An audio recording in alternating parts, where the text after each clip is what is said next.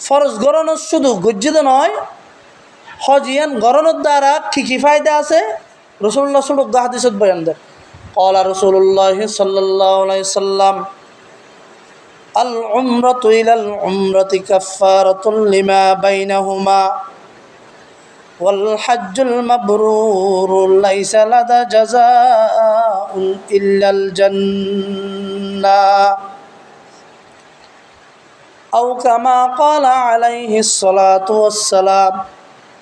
রব্বুল আলামিনের রাসূল বয়ান দিয়ন, কোনো ব্যক্তি যদি উগ্র উমরা করে দেয়, এই উমরাই বেরোই আগামী বছর আইলে যদি আরোগ্য উমরা করে, উমরা দুনুয়ার মাজত দিয়ে বন্দাই বা যত গুণার লিপ্ত হইয়ে সমস্ত সগীরা গুণা বেয়াগিন আল্লাহ উমরার হারণে মাফ করে দিব।